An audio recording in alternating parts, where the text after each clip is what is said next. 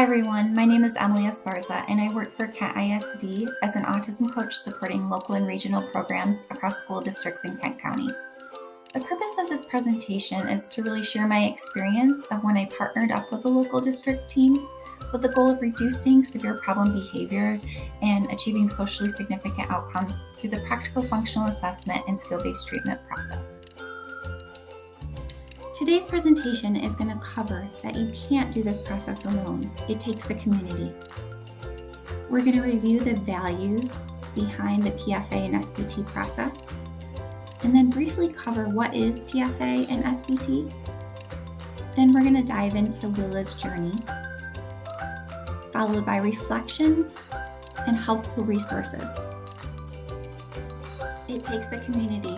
Let's dive into the partnerships that were formed and the training that is required before starting this process. Reducing severe problem behavior and reaching socially significant outcomes really does take a community. And the partnership that was formed during this process included FTF Behavioral Consulting, Grand Valley State's START project, which is statewide autism resources and training, Kent ISD, and then East Grand Rapids, specifically Wealthy Elementary School.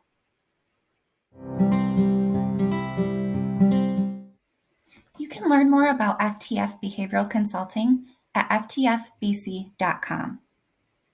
FTF Behavioral Consulting was founded by Dr. Greg Hanley and is a private consulting agency that provides behavior analytic services to individuals with challenging behavior. The company is based out of Massachusetts and serves both clients across the United States and internationally. FTF Behavioral Consulting specializes in the implementation of practical functional assessment and skill-based treatment. In addition to direct service provision, FTF Behavioral Consulting offers a range of training and consultation services to schools, agencies, and organizations that work with individuals with challenging behavior. The company has a team of experienced behavior analysts and trainers who work collaboratively with clients to implement evidence-based practices and achieve positive outcomes for individuals and their families.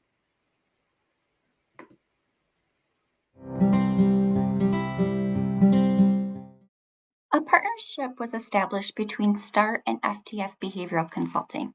The START team began working with Dr. Greg Hanley and the team of consultants from FTF to collaborate with intermediate school districts and local school districts to establish expertise that allows them to implement the PFA and SBT process with fidelity. START stands for the Statewide Autism Resources and Training Project, and it's funded by the Michigan Department of Education, specifically the Office of Special Education, to provide evidence-based training, technical assistance, and resources to Michigan educators serving the students with Autism Spectrum Disorder. Many resources can be found at gvsu.edu/autism center.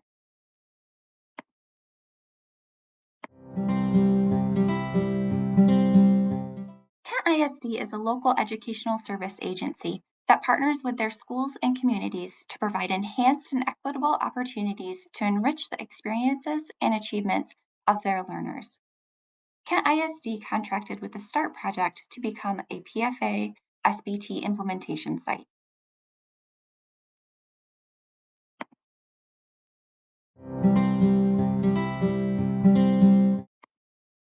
This partnership connected Kent ISD staff to FTF's comprehensive training package designed to build capacity in the public school setting. The first step was to obtain knowledge on the practical functional assessment and skill-based treatment process, and we did so through on-demand courses that were provided on FTF's website.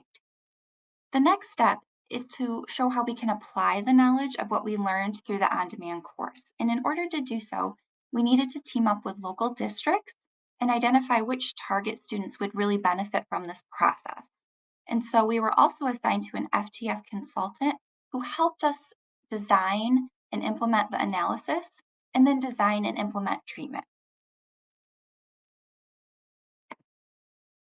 I was really excited to hear of an opportunity to further advance my skills. START had reached out and said there was an opportunity to sign up for the Train the Trainer model.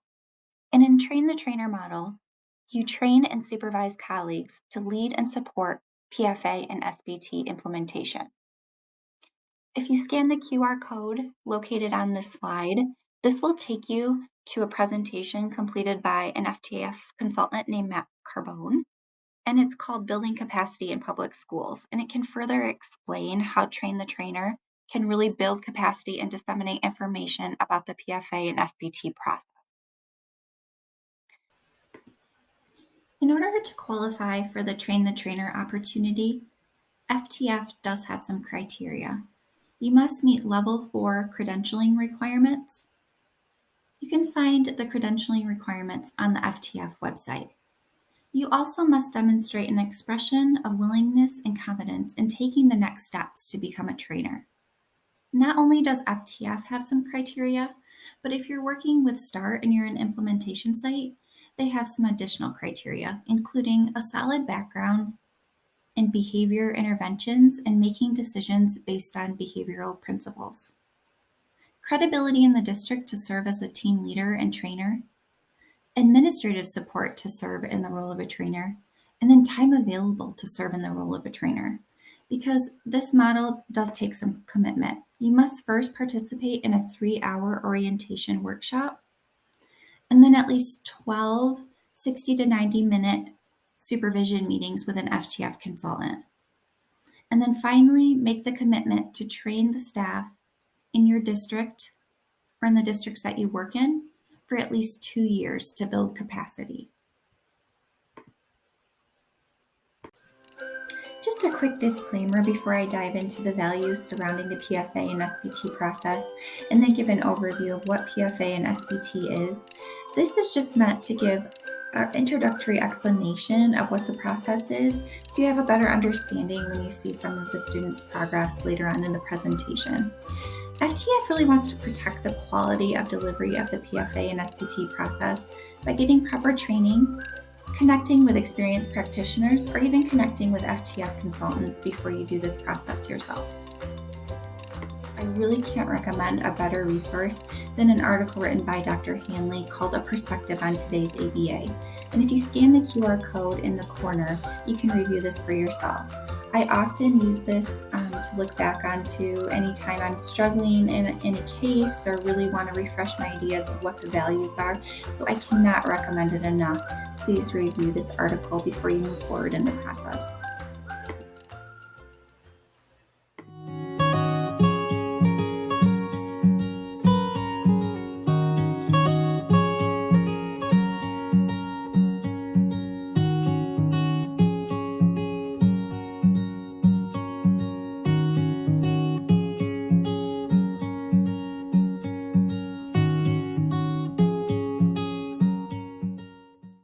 The goals of a values-based approach is to increase joy among students, teach students that staff are not aversive, rather they're there to support, and also to increase adult job satisfaction with a safe, calm work environment. These goals, we need to follow a humane and dignified process, free from trauma. Then we're going to learn by listening. We're going to start by asking questions. You get parent and teacher buy-in when you treat them like an expert because they are the expert on their child and student. Then we're going to learn by creating joy. We're going to create a context in which the probability of problem behavior is 0. Create a context where the student would not want to be anywhere else in the world but there. And then we're going to teach from joy. Joy is where you find motivation. We're going to learn by empowering. We're going to teach the student that they don't need to escalate to get their needs met. He or she is going to communicate. We are going to see that and reinforce. This is where we start creating trust. And finally, we're going to learn while teaching skills. We're going to shape essential skills like communication, toleration, and cooperation. Progressively teaching through shaping, which is being very responsive to your learner. We're always going to put values over procedures. If at any time during the process you don't know what to do, you're going to go back to your priorities of safety, dignity, and rapport. What's the safest thing to do right now? Do that, even if that means reinforcing severe problem behavior. We value safety over the procedures. What is likely to build rapport between you and the student? What's going to keep that relationship that you guys have built? Do that. What's the most dignified for the learner? Do that. Reinforce the behavior before it gets emotional. Always allow for time, space, and grace. Practical functional assessment, understanding problem behavior prior to its treatment. If you scan the QR code, it will take you to the Practical Functional Assessment website. This website includes relevant publications, video tutorials with associated PowerPoint files, workbooks, implementation materials, narrated videos posted by behavior analysts who have implemented ISCAs, and lessons learned from their experiences, along with much more.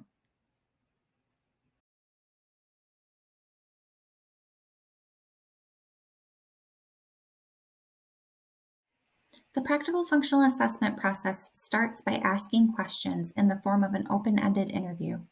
Then, based on the information obtained from those who know and love the student best, an environment is designed, an environment in which the likelihood of problem behavior is 0. Next, the analysis is completed. This is where we're empowering the learner. And finally, the team ends in reflection, determining if safety, dignity, and rapport were followed throughout the process. The goals of the practical functional assessment are to bring joy, turn on problem behavior, and turn off problem behavior. Skill-based treatment of severe problem behavior. Scan the QR code to take you to FTF's Behavioral Consulting website, where you can learn more on skill-based treatment. Skill-based treatment is intermittent and unpredictable reinforcement of life skills, including functional communication, delay and denial toleration, and cooperation. It uses strategies of task analysis, differential reinforcement, and shaping. It includes personalized and synthesized reinforcement, and it's performance-based. This graphic is helpful in outlining the steps of skill-based treatment. At the bottom, you can see skill-based treatment starts with communication, followed by toleration, relinquishing, transitioning, and then moving into whatever branch or goal that you have for your learner. Willa's journey. Becky, Willa's mother, and Jill, Willa's classroom teacher and lead implementer for the SBT process, are going to give a little background on Willa, including some of the severe problem behavior that was really starting to escalate before the skill-based treatment process.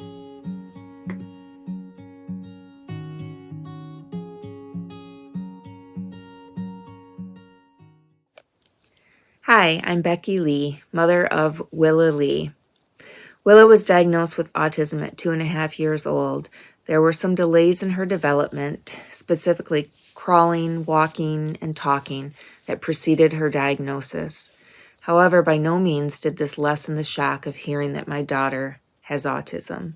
As her mom, I immediately thought of the worst-case scenario and mourned the future that I had envisioned for Willa. Fast forward nearly 8 years, and Willa is a healthy, thriving, and absolutely amazing little girl. She has overcome so many obstacles along the way and continues to do so. I love her kind heart, her unique view on life, and her absolute love for connection with others. She has and continues to amaze me every day. With that being said, Willa's autism has not come without its challenges. I began seeing some negative behaviors emerge in her during the summer of 2021. Hitting, biting, scratching, and defiance towards myself, my husband, teachers, and caretakers. Over the next several months, these behaviors continued to escalate, which led to a complete meltdown in December of 2021. I took Willa to the mall to have her picture taken with Santa, which she was happy to do. Afterwards, we walked around the mall several times to look at a number of signs that Willa had become fixated on. I was finally able to change her focus by taking her to the mall's play space. On our way there, Willa spotted some kids playing on vehicles that move, light up, and play music, all the things that she loves. Problem was, these vehicles only accepted quarters, which I didn't have. I only had my debit card. At this stage in her development, Willa wasn't able to comprehend this, which resulted in the worst meltdown that I had and have to this day. ever seen. She screamed and yelled at me, hit me, kicked me, pulled my hair, pulled my arms, scratched and pinched me. When I tried to physically restrain her, she dropped to the ground, a dead weight. At this point, I was sobbing and humiliated as other parents watched and presumably judged me as a terrible parent. At one point, 2 security guards approached me to see what was going on. I explained the situation and told them that she has autism, to which I received little understanding or help. After nearly an hour passed with no break in her meltdown, I called my husband at work, sobbing, begging him to come help me, as there was no way that I could have physically gotten her out of there. After this, there was no going out in public with her for at least 6 months. At least 6 months, probably more than that, actually. At home, things were getting just as bad, with her aggression towards me and others escalating to the point where safety was concerned, both for Willa and for myself and everyone else that she was being aggressive towards. After consulting her team at school, my husband and I met with a psychiatrist who specializes in children with autism.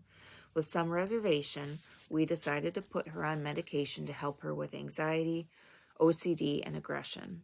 From my experience, I knew that medication was a start, but in order to address her behaviors, we needed more. With the amazing support of her team at Wealthy, we began the journey of behavioral therapy.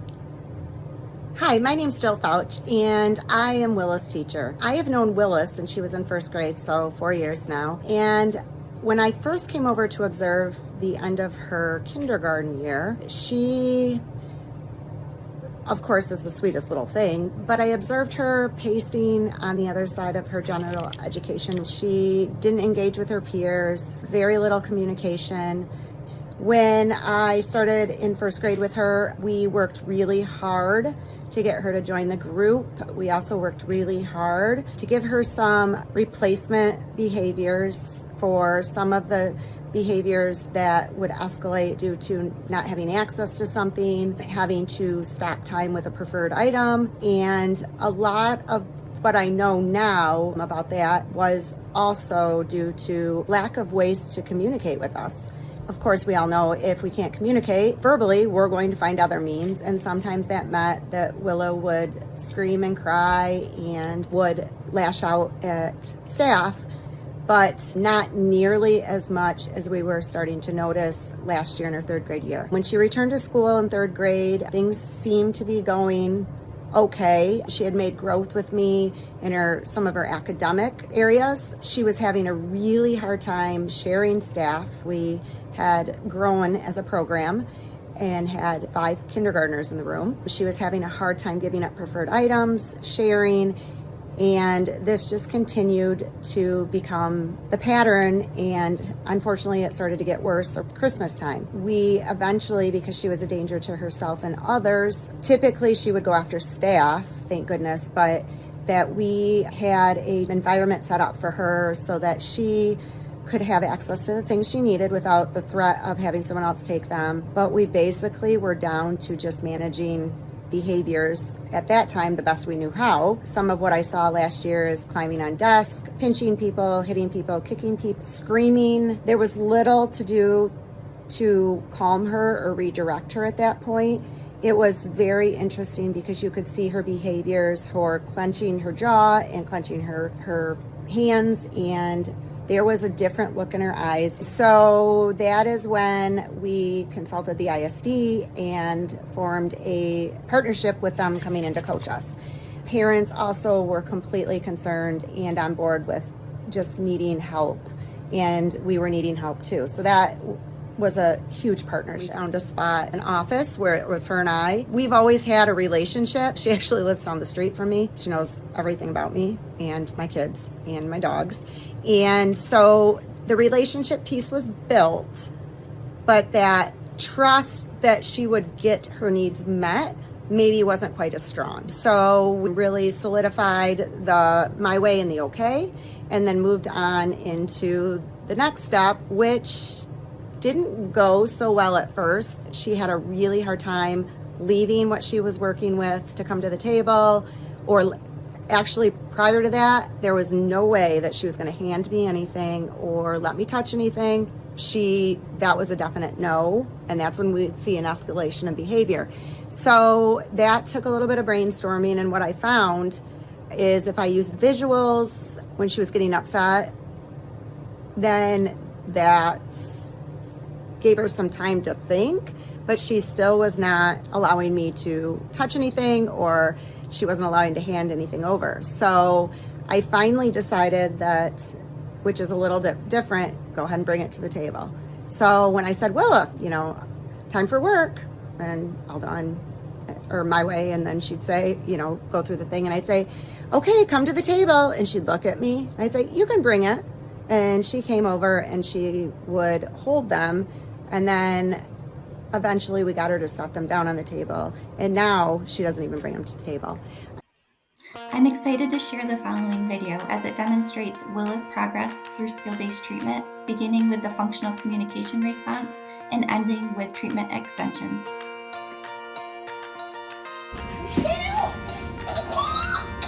Saggy! That was silly. Take it to Mommy's hand.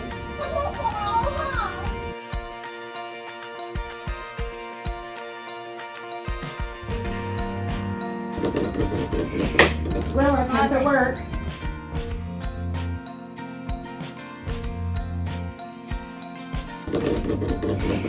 Willa, time for work. My way!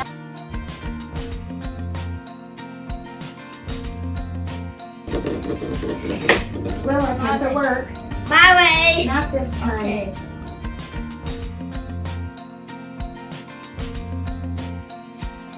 Willa, time for work. My way! Not this time. Okay. Can you hand me the top?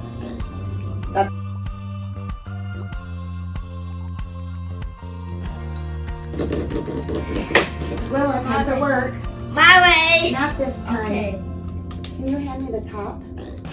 Let's go to the table and do our work, please.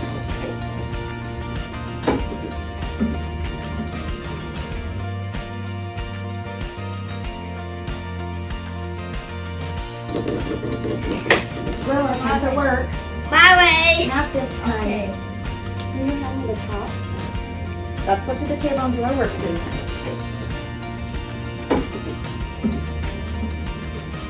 You read for me? Love people. Okay. Started. You did great on that. They gingerbread. Made. You did that so nicely. You put it in my way.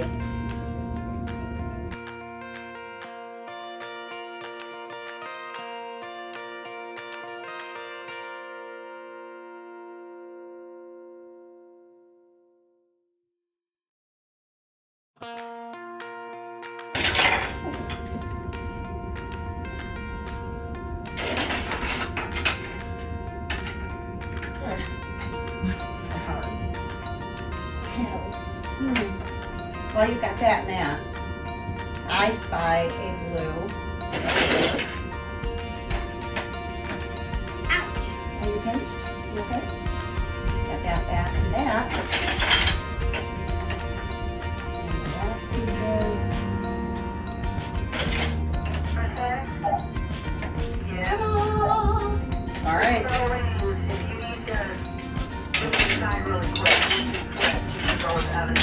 Is this easy peasy? With Mr. Wanderer. Okay, sounds good. I think maybe when the bell rings, we'll leave because I've got something yesterday, but I'll keep you posted. So let me know so I can help. I see one. I like how you laid those all out, Willa. You were using some thinking. Oh, you did it. You want to take this one apart too?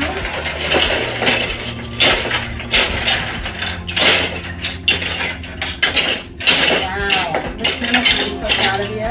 All right, I would like you to do this one and this one. This one and this one. Not this one. This one and this one.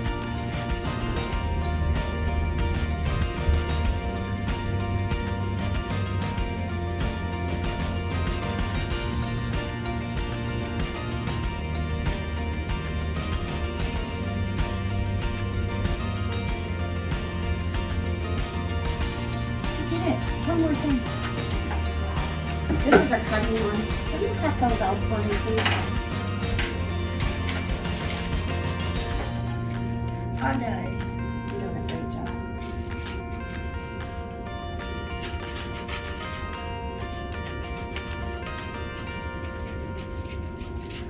Miss Amy, M is up in the room. I think F is gonna need some help. All done. I'll switch with you.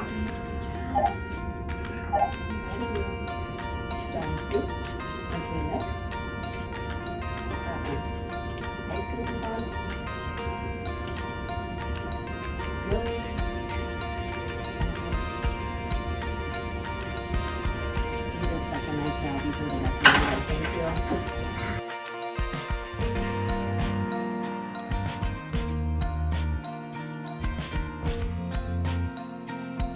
Check those sentences for me. Did you check the first letter? Oh, yes, you did. So what is this one? A want. You do want. Yep. Wow, you are a worker. Okay, this is a fun one. We are gonna put the times on here. I will even glue them for you. But you have to pick out the right answer, okay? All right, let's read the first one and see if we can figure out what goes in the square. It's 6 o'clock. Elena, Elena has everyone come to choose o'clock for shop time. okay, what time did she hear it? What time did she hear it? 6 o'clock. Do we have a 6 o'clock choice here? All right, do you want me to do the glue or do you want to do it? Good. You want to do it? Okay, cool. First box. Oh yeah. Awesome, stick that 6 o'clock on there. All right, let's do this next one. 7 o'clock. Chris has an egg. Chris, He is here's. an egg. Choose Oh, okay. a pen. Choose o'clock. Shows a time. What time is it? What time did we 7 o'clock. R, do you see that? All right, let's flip the page. Turn the page. Flip the page or turn the page, right? Oh boy. Oh, we already did that one. Let's turn the page. Read this one. By the o'clock. Oh, at By the not 90, just 9 o'clock. 5 o'clock. Yeah. Emily. Emily? You think they wrote it about the Miss Emily? Do you have a hamster? I used to have one. Okay, let's read this. By the 900. 9 o'clock. Emily is a hamster. Mommy is choose a picture of time. So what time are we looking for? Do we not have a 9 900. o'clock? Do I need to make a 9 o'clock one? Oh boy. Oh, wait. Nope, it's not in there. Let me make one for you. Here. So we are gonna write 9. It's basically Yeah, it is missing. Maybe we'll find it later. Okay. Oh, yeah, you can glue that end down. That's a good idea. Perfect. Let's read this one. 800. Not 800, just 8 o'clock. Chris and kill. dad.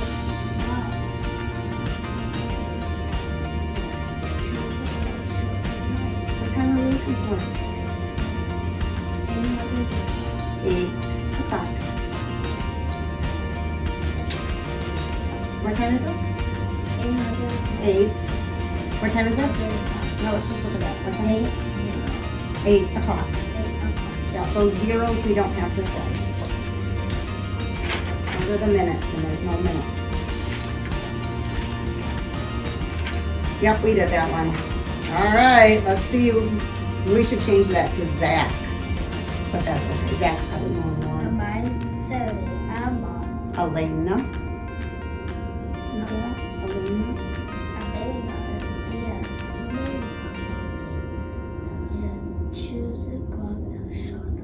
You know what, honey? We're gonna have to write that one in too. I think that I goofed on cutting out ones, but that's okay. What time do I need to write on there? 9:30. Okay, so that's a 9.30.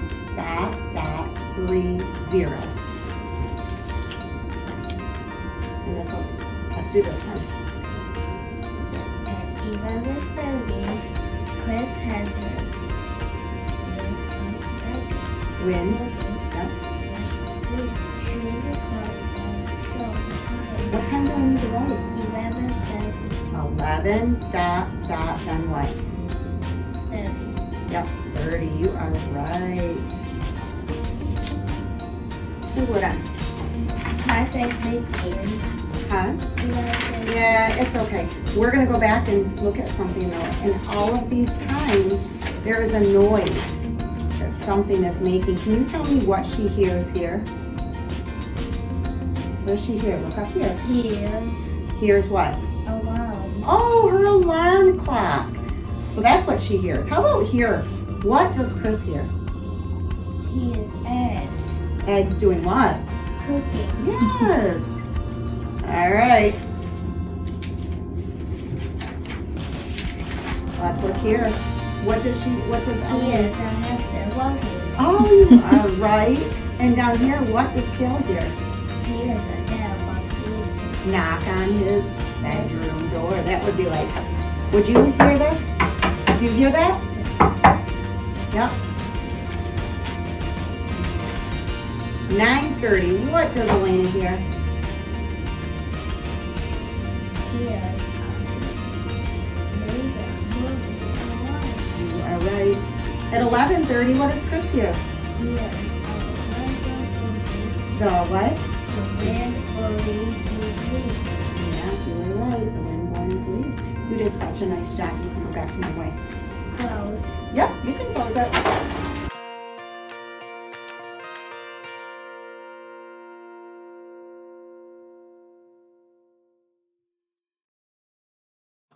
Could you make 3 cents for me? Let's make a calendar.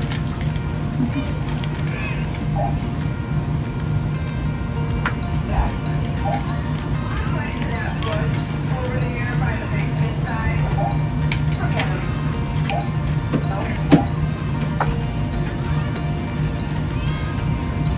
What are you making?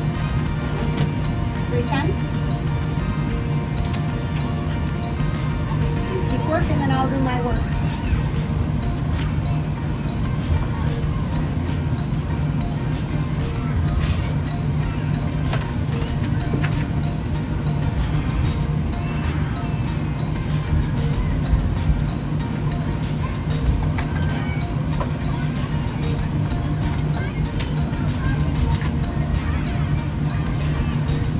How much you need? Well, how much change are you?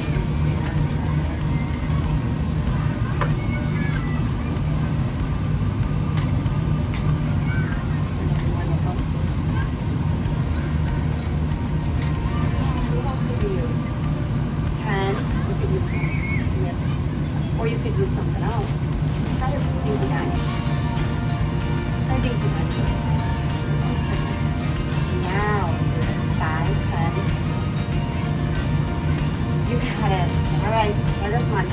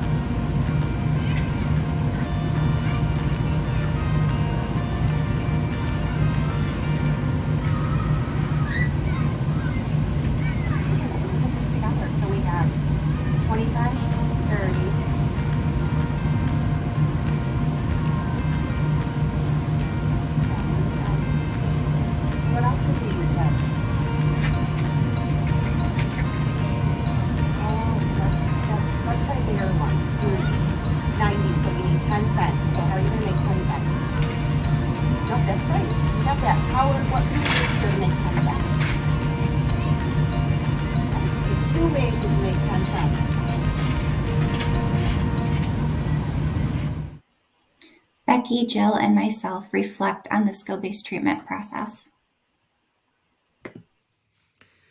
Reflecting back to where we were with Willa a year ago, I am in awe of just how far she has come. The girl I see now has control of her emotions and reactions. She is able to communicate her needs and express when she is feeling sad, scared, angry, tired, or hungry. Her obsessive behaviors have significantly decreased, allowing her to live in the moment and enjoy her life and the people in it. As her mom, it means everything to see her quality of life so dramatically improved. We are so blessed to have so many adults in Willa's life that go above and beyond to support her every need. I honestly had lost all hope. Thank you. I have seen such a huge amount of growth in every aspect of her day at school. She is much more social. She is communicating with us more than just a word or a phrase. She is tolerating long sessions of working with me that include challenges. She's working with other staff. She is just the Willa that we all knew, that happy, sweet little girl that we had years ago, had access to years ago. I'm not going to say that she's never had challenging behaviors, but she is accessible now, and I am so excited to see where this continues to take her. I think being able to do this before middle school is huge. My hope is that with seeing the success with Willa, that we can continue to provide our other students with this so that we can build that tolerance, that trust, and that relationship. Thank you. This has already been mentioned, but it just truly can't be stated enough. I have witnessed such tremendous growth in Willa, and she really needs to be acknowledged for all the hard work that she's put into both treatment and outside of treatment. Learning new skills is never easy, but especially when you're in a state of discomfort and dysregulation, like she was when I first met her and her incredibly supportive team. She's mastered some essential life skills, including communication, toleration, and cooperation. Not only that, but Becky and Jill have mentioned this increase in her language, social interaction, including initiations, reciprocal interactions, and just overall enjoyment of shared experiences. Now, these weren't originally skills that we have collected baseline on, but I really wish we had, especially during that reinforcement context. I was recently listening to an interview Dr. Hanley participated in. It was a question and answer format in 2022 that he did with the PFA and SBT community page on Facebook. If you haven't visited that page, I highly recommend that you do. It was during this interview that he was talking about a similar scenario that I described with Willa. This emergence of these skills related to social motivation and social interaction, even though they weren't directly targeted for instruction. He said more research is required, but he's definitely witnessed this happening in multiple cases, and the research would really support the idea behind the reinforcement context. Oftentimes, in cases where we're helping with SBT, we do get pushback from staff or people that aren't necessarily as familiar with the process, that they think that the reinforcement context is a waste of time, or the student's just playing all day, or the student isn't targeting any specific skills. When in reality, Dr. Hanley states, the individual is building skills for connection, and he can't imagine more important skills than that. And I have to agree with this statement. I was able to experience this with Willa. As her skills related to social motivation and social interaction emerged and grew, so did her ability to connect with those around her. In fact, she even established a connection with me. She has shown such growth from the first time that I've met her, where she wanted to interact, but she really didn't know how to now, when anytime I enter the classroom, she's greeting me with such joy, such enthusiasm, which I've found to be my HRE and really reinforcing to go spend time with Willa on Wednesdays. It's my favorite thing to do during the week. But I think she started to pair me with practice time and with the joy that she found during practice time. So I really haven't done anything, too special. It's just between the emergence of those skills and then my ability to pair myself with practice time by just simply being available, observing, collecting data, giving some feedback to Jill, a real connection was established. And if that's not a testament to what this process can do, then I really don't know what else is.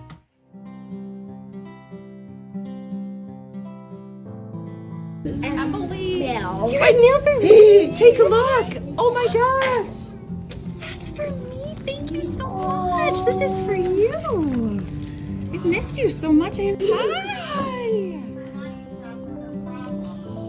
Look. Oh, did it open up a little bit? There you go.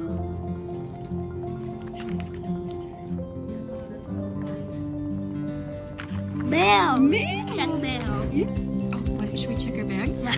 Okay.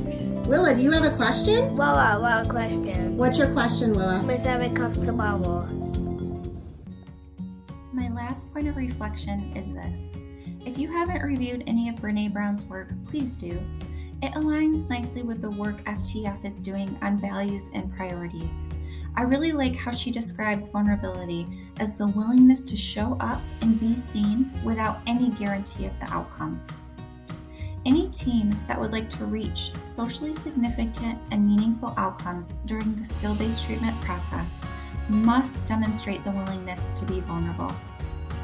This includes the student, teacher, support staff, parents, coaches, consultants, anyone involved in the process.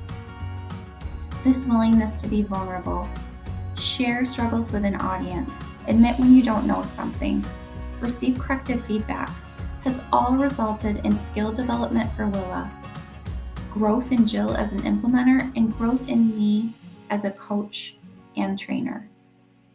I'm so grateful for the opportunity to have built a connection with a strong, brave little girl, renewed my faith in dedicated educators such as Jill, and fiercely supportive parents such as Bill and Becky. I'm also extremely grateful to be able to learn from highly skilled consultants such as Dr. Camilleri. Thank you. Practical functional assessment and skill-based treatment resources.